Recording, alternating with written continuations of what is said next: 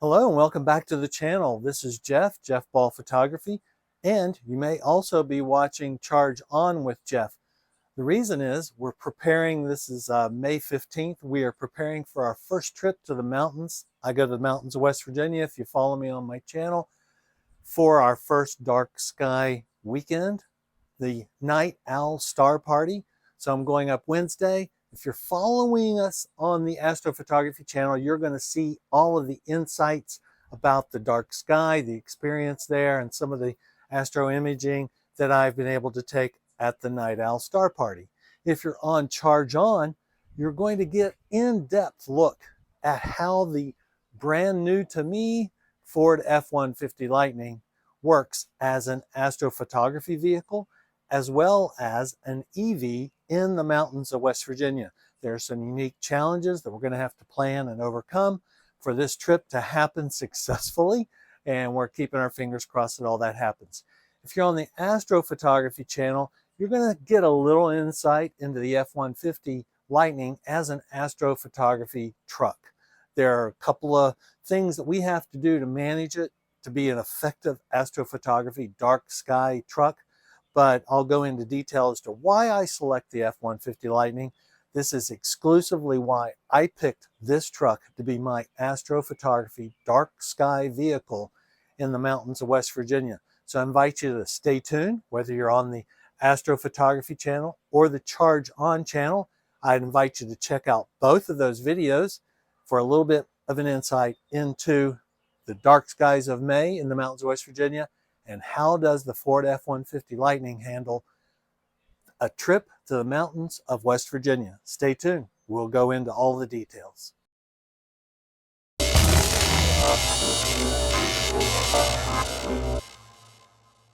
And when I saw the Ford presentation of the F-150 Lightning over 2 years ago now, and I was an early reservation holder, I waited about 3 days after that presentation. Should have reserved earlier. But what really captivated me was this extra storage option of the front. What I'm going to be able to do here is put things that I need for relatively quick recall when I go to a dark sky site. And in particular, I'm going to go up Wednesday night. I'm going to do a composition at the Seneca Rocks with the Milky Way rising and a composite and some time-lapse video and all of that gear to capture that particular composition is in the front. So I can put kind of quick recall, quick access things that I need right here. I don't have to get into the tailgate, into the truck bed and work with the tonneau cover. And this also allows me some of the extra storage. Now, another thing that you may be able to see, what I'm doing right now is charging one of my star trackers with the USB port right here in the front. The front has 4 110 volt outlets, a USB-C and a USB-A connector. So the power options also at my dark sky were another of the major reasons I selected the Ford F-150. Let me show you some of the other reasons why I went with this as my dark sky vehicle of choice.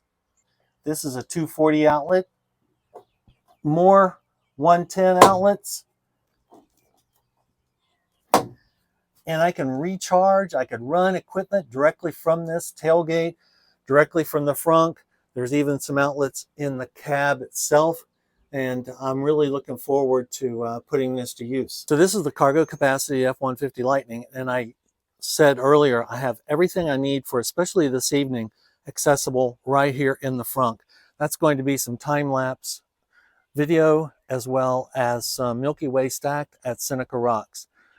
Being able to keep just my computer bag in the cargo, in the passenger seat in the front.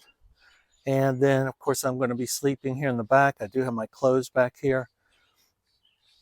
Then in the bed, I have my, don't really get to do this. I've never really done this.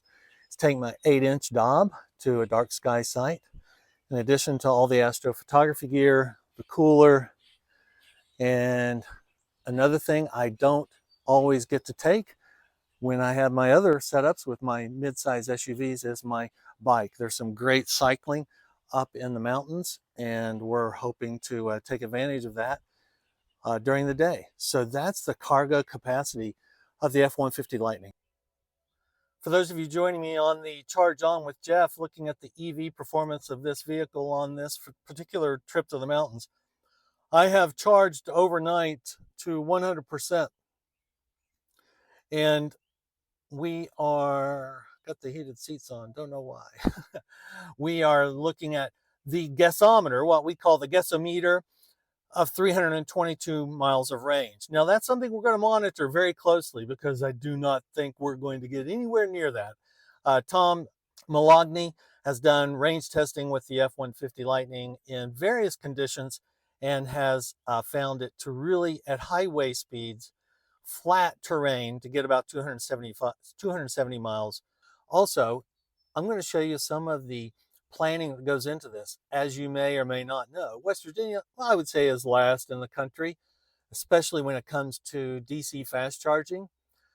We have one DC fast charger, if you would call it that, charge point at Joe Holland in South Charleston, Joe Holland Hyundai.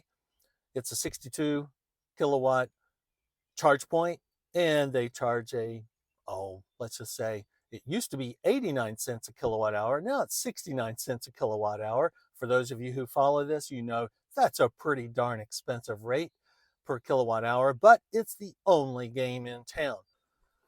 Okay, we are using the PlugShare app to really plan the route. The Ford route planning isn't great, especially in an area where you do not have a lot of CCS DC fast chargers. And that's my case. As you can see here, this is filtered. Right now we are filtering for chargers that have a rate higher than 50 kilowatts. And as you can see, as you zoom in, West Virginia becomes a desert of charging options. This is where I am in Huntington. We have one option, the Joe Hyundai in South Charleston, and this is our destination in Davis, West Virginia. So I'm going to show you the route here in a second, but what I wanted to show you is the dearth of charging in my state of West Virginia. DC fast charging, plenty of Tesla chargers, but none of them are converted to CCS yet. So right now I have to rely on the CCS dedicated network. Now if I go to the route, I can show you the options that we have and what I'm going to do, which is not a traditional way to plan your charging, because I'm going to have to charge at this Joe Holland Hyundai, probably add hopefully about 50 miles back, the 50 that I drive from here to there. So you can see here, from my start, it's 53 miles. From Joe Holland to Canaan Valley, where my destination is, it's 174 miles. What I don't know is, what does the mountainous terrain do to my guessometer? You remember, right now I'm at 100% charge, and my guessometer is showing 320 miles. I know that's not what's going to happen. My expectation is about 270 on flat terrain, so I'm hopeful I can fully cover 174 miles from Joe Holland from roughly about an 85% charge. I'm hoping to get up to about 260, 270 and have plenty of buffer to get it to Canaan Valley. It's not desperate that I have a big buffer at Canaan Valley, because actually, if I go back out to the sorting, to the map, and show you the filtering, and if I add the J1772 and I don't limit it to any particular kilowatt power, this is where I'm heading tonight, and Canaan Valley the state park does have a destination charger. So I will be there for several hours, probably in the early afternoon. Then I'm going to go out astrophotography this evening, and then probably in the morning until, well, I can stay there well past checkout, but until past 11 o'clock. So my goal then is to top off my battery to get me through the next 4 days. Now I do have another charging option where I'm going for the next 4 days on Spruce Knob. It's an RV park that is right across the street from where I'm setting up. And I've talked with the owner, and he does charge several EVs at 240 volts.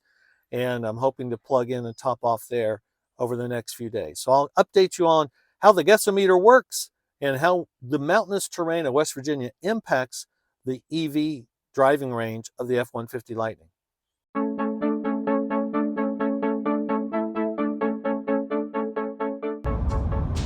So one of the features in the Ford 150 Lightning is the Blue Cruise. That is Ford's, what is it, level 2 autonomous, level 2 driving, a driving assist.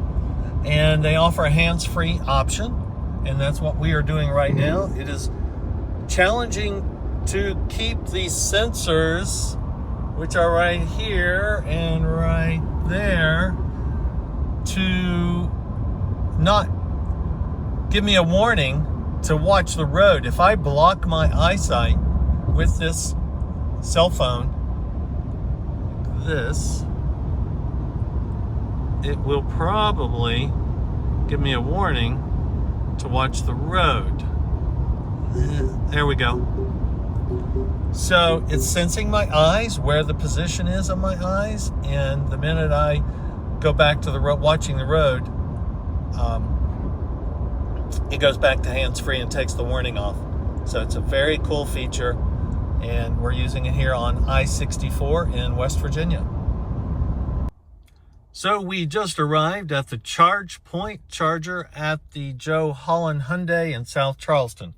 We have driven 55 miles, and that gives me an estimated range of 252 remaining, which is about where I thought. If you look at the efficiency, you have 2.2 miles per kilowatt hour. That's pretty good. Now, having said that, we are looking at a 63-degree day, and I do not have any air conditioning or heating on. So 2.2 miles per kilowatt hour is pretty efficient for this F-150 fully loaded. It was a fairly flat terrain, so from now on I'm getting into the mountains of West Virginia, and I really want to see how that impacts our mileage going forward. So I'm going to probably sit down here and charge for 20-30 minutes and see where it gets me. If I can get back up to that 280 range, I think, remember on the map we have about 173 to go, so I think it gives me plenty of buffer for the guesstimator to be way off, considering it doesn't know that I'm about ready to go over a mountainous terrain, and see what the impact is of on the guessometer of the F-150 on our efficiency of 2.2 and going forward. I'll probably grab a bite to eat here while we charge and catch up with you down the road.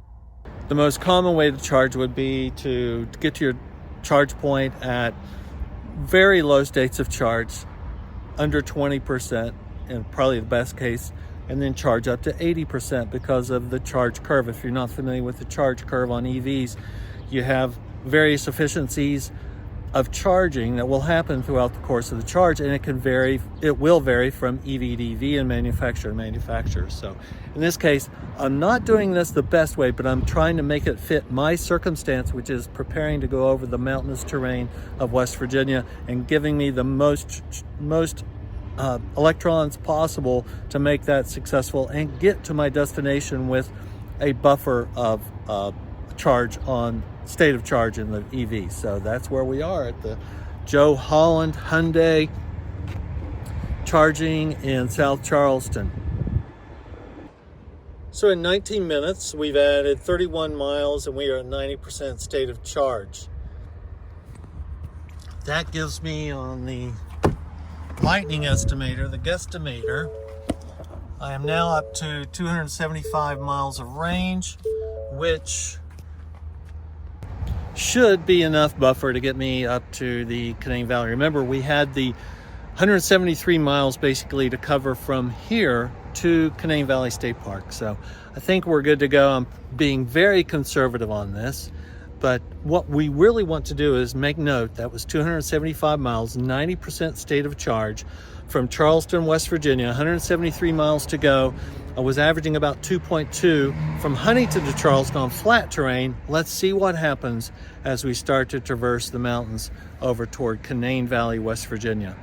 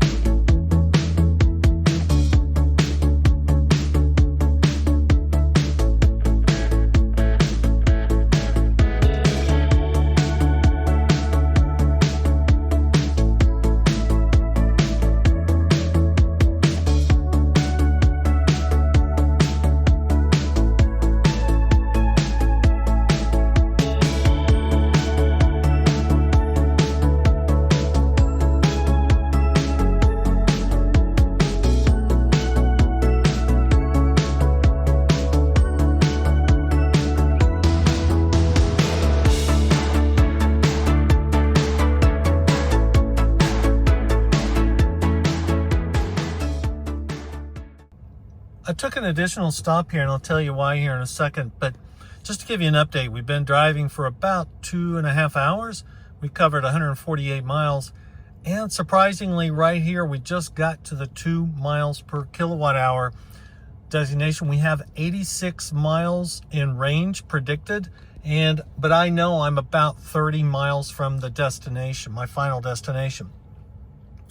So I wanted to review this with you, and let me show you the stop where we are right now.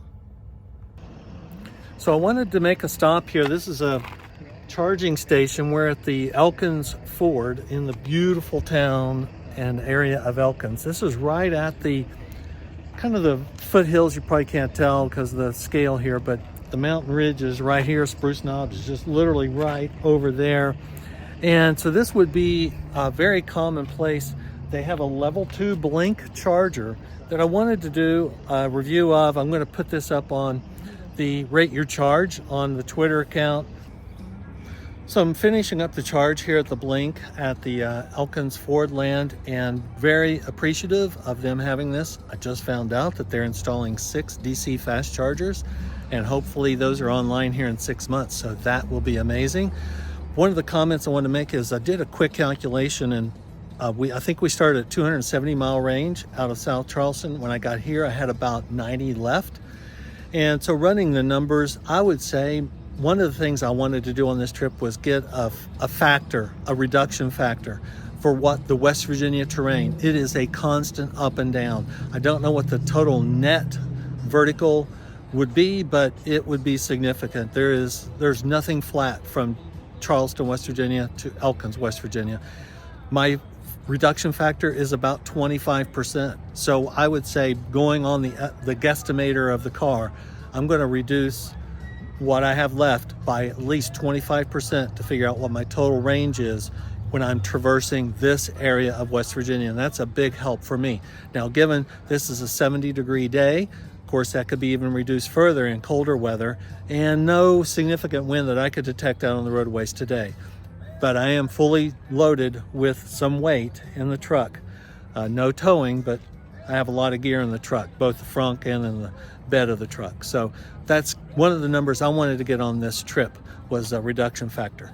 We're going to leave here and we're going straight to Canaan Valley, and I'll plug in there at their low-level chargers in the parking lot for the lodge, and let's see how things start to work there. I'm about 30 miles away.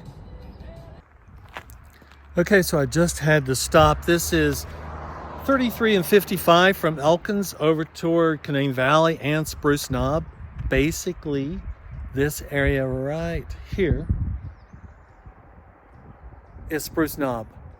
This ridge right here. I'll be there starting tomorrow afternoon.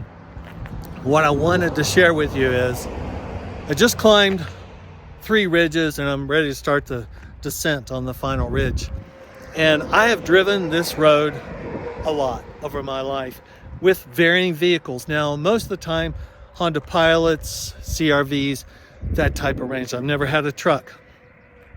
But I can tell you, the drivetrain and the one pedal, that is what I wanted right there. That was amazing.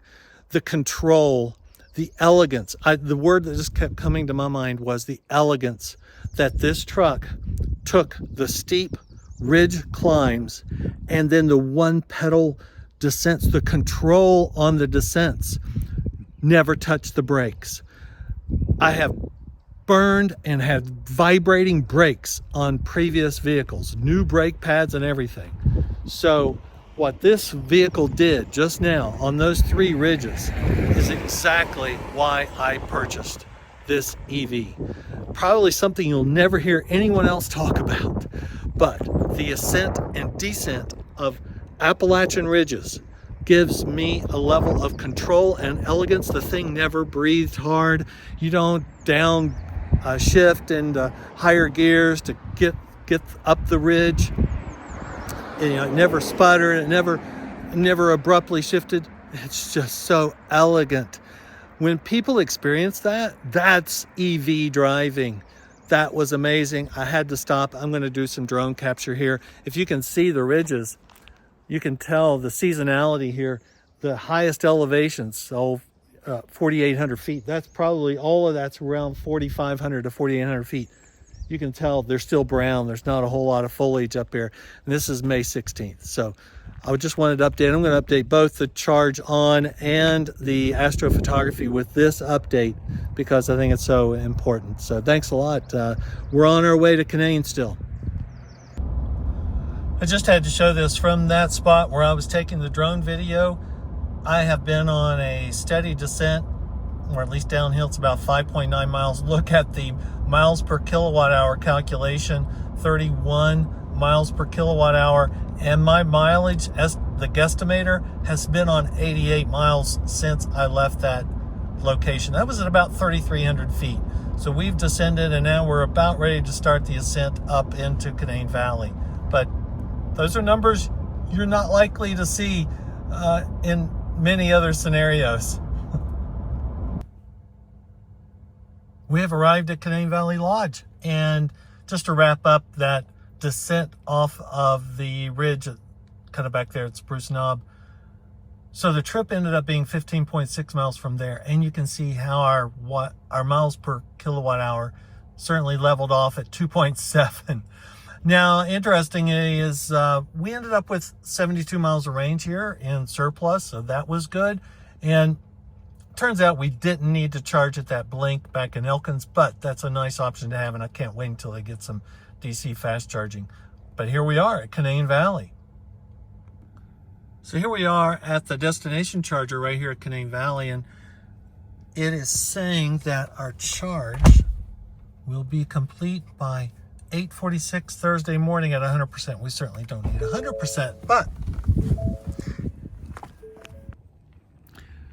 hey, the adapter works. We are charging off the Tesla. It's not any faster than the Schneider over here. It looks like it's 7 kilowatts. And so we've got to charge. We're going to get plenty of juice here over the next few hours. I'll be out at the dark sky site later this evening, but I'm going to get all the juice I can while we're here. So the Tesla adapter, I will put a link in the video notes as to which adapter I'm using. But most of the people I read about the adapter is you apply it to the Tesla handle and give it 30 seconds for it to set, and that seems to have worked perfectly here. You can see with a Tesla destination adapter, you also see this is an indicator that it's receiving a charge, and I can also show you on the Ford Charge app how the charge is working. So we are at Canaan Valley. Look how amazing this place is. Tonight's our best night. It's a great lodge with destination charging, and this is one of my favorite spots in the world. Canaan Valley, part of the Tucker County, Pendleton County, Pocahontas County of West Virginia, and I'm very excited to be here. So we're looking forward to some astrophotography, and so far everything has gone according to plan. Jinx, I probably just jinxed it. So on the EV utilization. So let's see how the rest of the trip goes.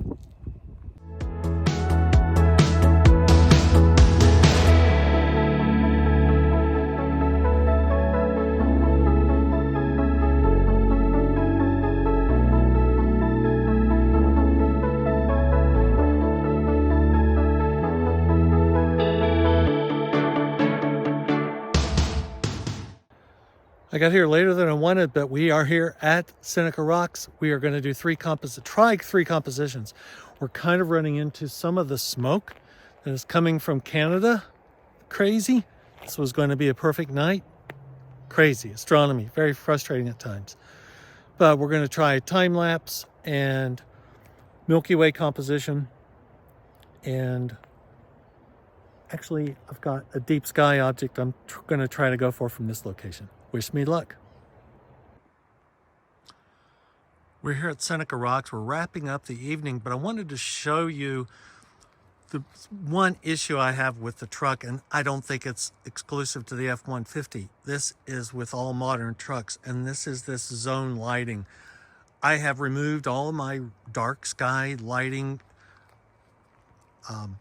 remedies for the evening, so no, this is not how I go to a dark sky site.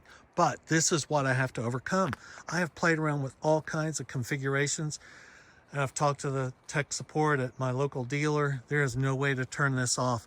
It comes on and off. It comes on when you open and close the door. So it does go off immediately, but anytime you open the door, all this zone lighting comes back on. Now, I have the truck running. I keep it running all night. I lost about 15 miles of range. I had the heater going intermittently, and I charged some items on the camera, as well as a couple of other items, but you can see this zone lighting is pretty intense. So I have some remedies. I will show you I'll try to video those remedies for you at the dark sky site. Of course, zone lighting does have its benefits. When you go to leave a site like this, it's great to help look for things that you might have dropped, but it certainly requires a remedy. This is kind of one of the remedies I have. If you can see this showing up, not great, but this is the red light area under the frunk, and I just used some red cover tape for the lights, and so this is a red zone here, and so I do that on some of the other spots, and I cover some of them with gaffer tape and cover some of them with this red cellophane tape too. So that's one of the things that, and again, I think it's just part of new modern trucks. They all want to have this zone lighting, and they don't really give you the control to turn it off. So that's my one gripe for a dark sky site, Ford F150 Lightning or modern truck. It could be better, but other than that, it has been amazing to use here for the first night.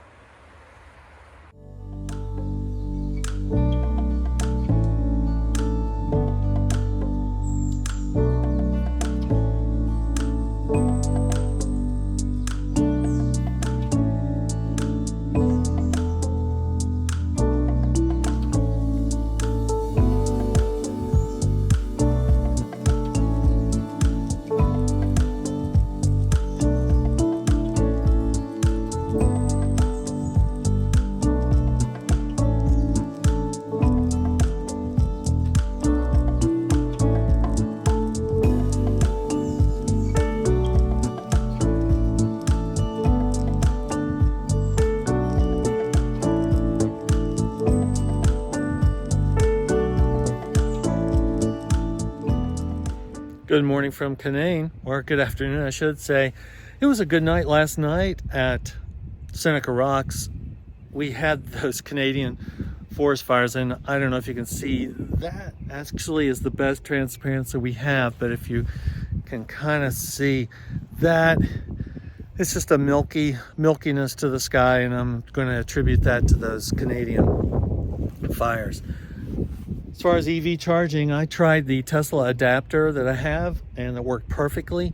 The Schneider, I'm actually on it right now. It's working fine, but I'm getting ready to head up to Spruce Knob, and I just spoke with Eber at the Back Shadows campground.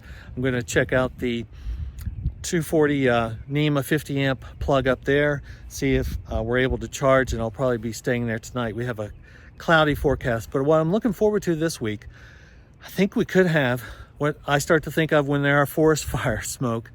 We could have some spectacular sunset sunrises. So that's kind of where my focus is going. Probably wide field astrophotography, time lapses, things like that. Because I don't know, maybe Friday night we'll have a small clear window to do some more long focal length stuff. But we're going to enjoy the mountains. Got my bike. We're going to enjoy this, and I'll keep you updated on the EV side of things to let you know how the truck is performing in the mountains of West Virginia. We are climbing up to Experience Learning Center and the Back Mountain Shadows campground. I think that's the name of it, right across the street. You can see we're on about what I would call a 1.5 lane quasi-paved road. A lot of lumbering is happening on this road right now, and this is for about 6 miles. and then it turns into dirt, and then there's forest road gravel up at the top.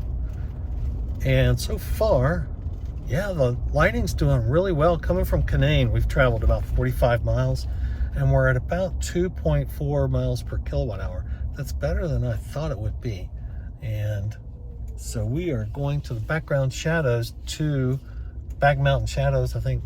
We're going to check. I've talked with Eber, and we're going to see how our NEMA 1450 connector works. We're going to test it out, see if it's going to charge, and I'll probably stay there tonight.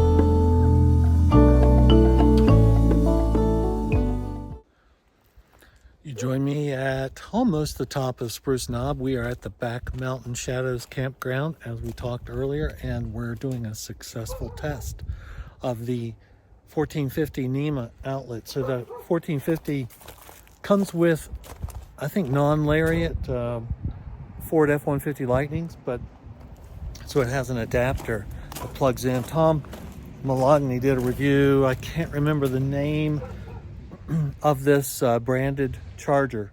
It is rebranded, or customized, branded by Ford, but it is sold in general to the public. And so we're just here on this 1450 NEMA plug, and it's a 50 amp. There's our 50 amp and 30 amp circuits.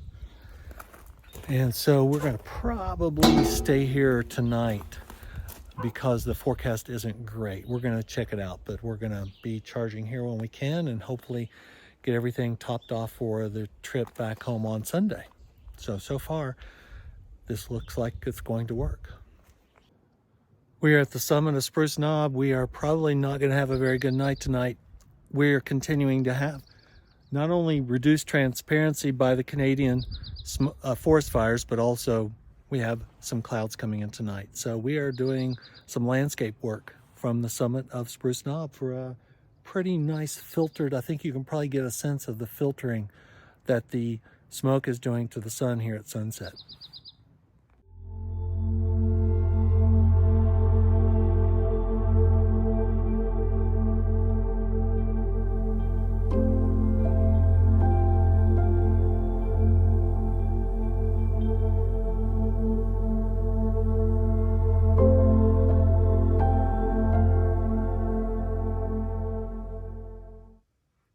Everything went great at Back Mountain Shadows. I think it stayed cloudy most of the night. I was off and on checking it, but as you can see, we have a nice sunny morning. We're going to hopefully do some solar observing here, hydrogen alpha solar observing. But you can see overnight with the NEMA 1450 50 amp outlet, we are getting very close to just totally maxing out our state of charge. We are at 91% and very happy with this. And to boot, I was able to watch via my streaming subscription to Ford. I was able to watch YouTube. I'll catch up on all my YouTubes, and I'm going to be able to watch. So I watched Kyle Connor and Tom Moloughney, and today I'll be able to watch my Inside EVs podcast at 9:30. So it's pretty cool. Thank you, Ford, for having service. I think it's an AT&T LTE service I have here. And because I do not have T-Mobile at this location.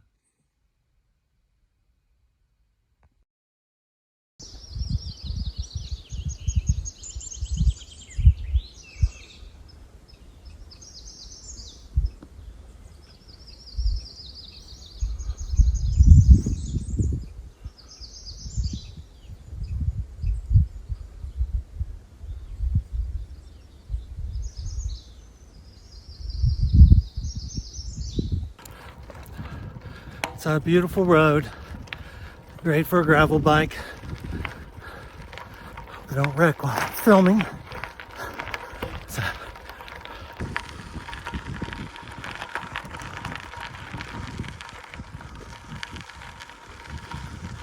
climbing up to Spruce Knob Summit. Okay, we did make it to the summit. This is the highest point in West Virginia, Spruce Knob. To be clear and transparent, I did not bike the entire vertical. This is at 4,800 feet. I have 1,400 feet of climbing and 12 miles from Experience Learning Center. So still not bad for climbing, and that's our view at the top. It's spectacular. If you can ever get to Experience and Spruce and plenty of hiking, I highly encourage you to check it out. Around, it's just beautiful to look at. Did you go around? No, I don't need to. I mean, I just want to see this prominence. Well, there's all kinds of prominences. Yeah. Yeah, there's a huge one. There's a big one on the what would it be, like a 9 o'clock?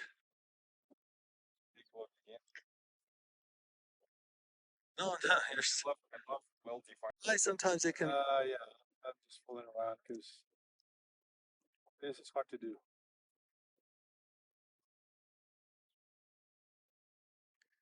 Do you have a 3x option? Put it out there to 3x, and that might help the exposure calculator. Once you, yeah, there you go.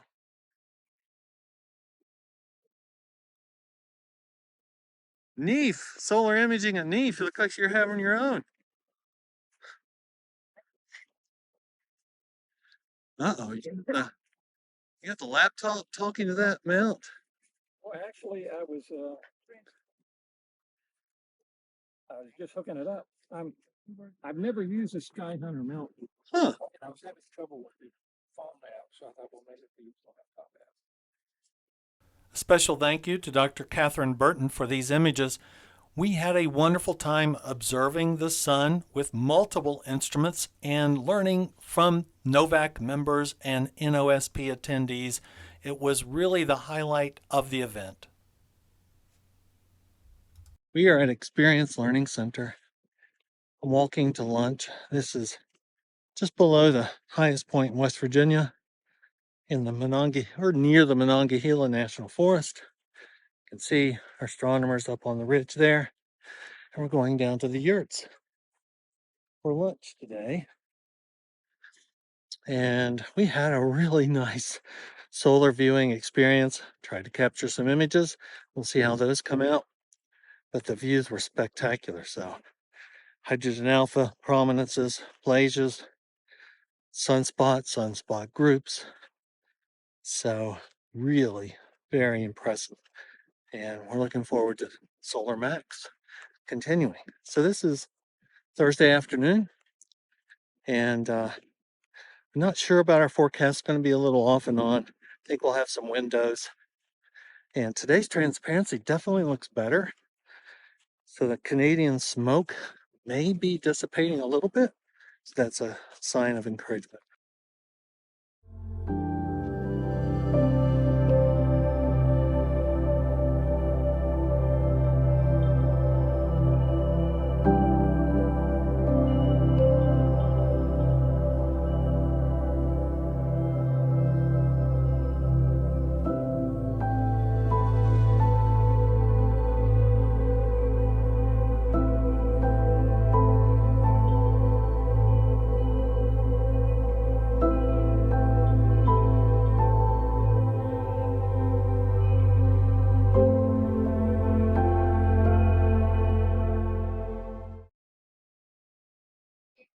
This is Saturday morning, and unfortunately most are packing up. We have a system coming through, a rain system coming through tonight or today, and then cloudy tonight. And there's the system, front edge of it coming in. Sorry about the wind. So I'm packing up. It's actually going to be clear at home tonight. So I'm going to set up at home. Maybe I'll supplement the Night Owl Star Party with some of those, some of that data, and from my location at East Lynn State Park in West Virginia. So I hope that works. No commitment. It's a long way between here and there, but we're going to head out from the Night Owl Star Party. It's always great to come to the mountains, even when the weather doesn't quite cooperate. So, really getting ready to start the trip home for the EV Charge On video, and we are right here at the intersection that goes down to Spruce Knob Lake. We're going down to there, and I didn't update, but we are starting with 264 miles of range, pretty much where we were at the end of the campground charging. And I ran the truck all night last night just to keep things warm, and there are some light management things I have to do that it's best to keep the truck on.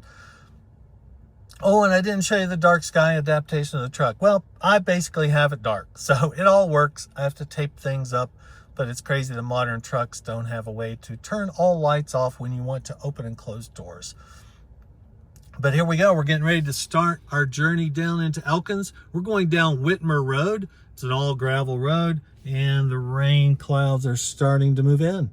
Let's see how we end up in Elkins, whether or not I want to add a charge. I have 173 miles to cover to get to Charleston, the Joe Holland Hyundai Charger.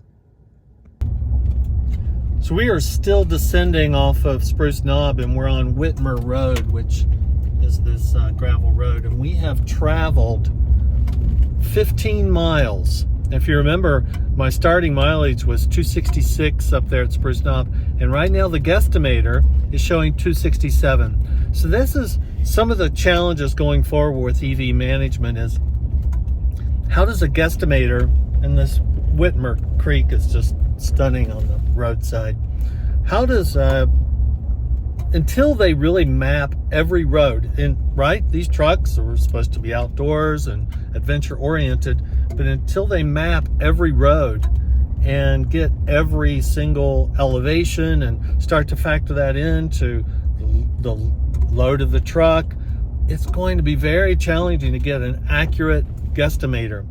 So that's one of the biggest challenges going forward, is to give people who don't follow EVs, make this as easy as a internal combustion engine in terms of mileage estimates. Now, it won't be so critical as soon as the infrastructure is built out, but in West Virginia, it's a pretty critical issue, is to know exactly what your mileage is. But right now we're showing 267, but we are going to start climbing some of the ridges going into Elkins. I'll update you in Elkins as to where we stand, because that's where I need to make a decision on whether or not I charge in Elkins. I might, because I might grab some lunch, maybe charge at that Blink. But to be quite honest, let's see where we stand in Elkins.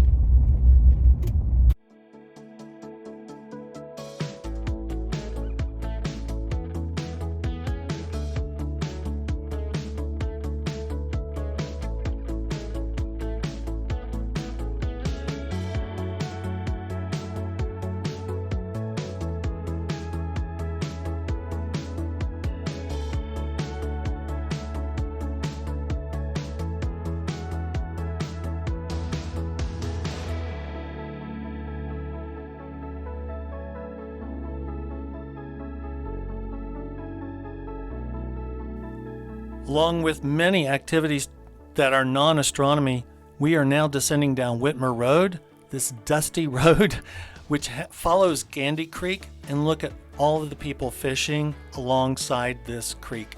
So if you're a fisher person, please check this out. Speaking of the dust, that's one thing I learned. The frunk was excellent at keeping things clean from the dust. The cabin was excellent, but the bed of the truck, I would probably put a tarp in and around all of my contents next time I descend down Whitmer Road.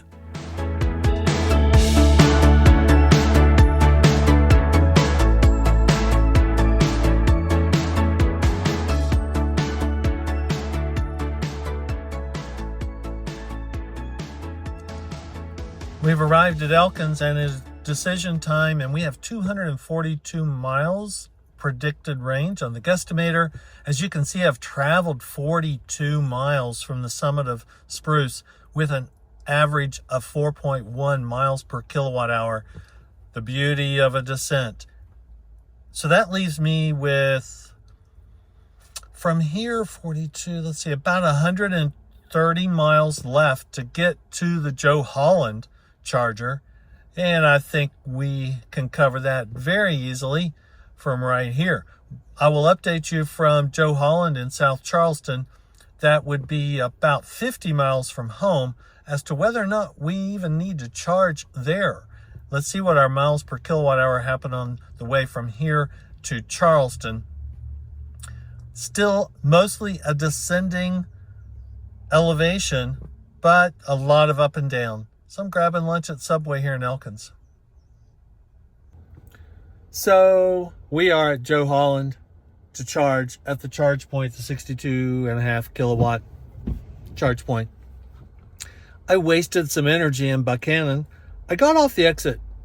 I had a lot of forest road dust from the gravel on the truck. And I thought, let's go buy a magic wand car wash and spray it off. So I exited at Buchanan, and well, it turns out today was the, I'm not sure, but it would look like the parade to end all parades. And Buchanan has very limited access into and out of town. There are like 3 roads, if that. And every road was blocked. So I got in the middle of that and really struggled to get back out. So I wasted, at least 45 minutes in Buchanan with the parade. So that's it. We're going to charge here probably just for a few minutes. 54 miles. My estimate, this is very flat road. It is raining, maybe a little bit of a headwind heading home, but I would expect a pretty good efficiency heading home. So I think the guesstimator is probably fairly accurate. So let's start charging. I'm at 60 miles now. Let me give it 15, 20 minutes and let's see where we end up. And I would say I'm ready to leave at 80 to 90 miles with plenty of buffer to get home. We're already back on the road. Just a quick, it ended up being 20 minutes because I watched some YouTube, watched some Giro d'Italia cycling highlights, and we got up to 102 miles very quickly on the charger. So we got plenty of charge to get back home. I'll update one final time on the actual route consumption and all that when I get back home. And I might look at some numbers and tell you what all the totals were for the trip. So what about the cost to operate the EV versus a comparable ICE vehicle? Just calculating for 520 miles total for the trip. The total charging cost, I just simply added up the charge point of $19. The RV overnight camping was $40. The Blink in Elkins was $5.85. Charging in Canaan Lodge was included in the room rate. And before I left, I did top off to 100% on the home charger, which was about 100 kilowatts. And that's at 15 cents per kilowatt hour for $15, giving a total of $79.85. Just taking a comparable SUV or truck at 22 miles per gallon average, over that 520 miles would be about 23 gallons, and at $3.40 a gallon is $80. So it really is, on a road trip right now, roughly equivalent in all of my calculations to an ICE vehicle road trip with gas. The only time that you really start to save money is when you're daily commuting and maximizing your charge at home and not relying on public DC fast charging infrastructure.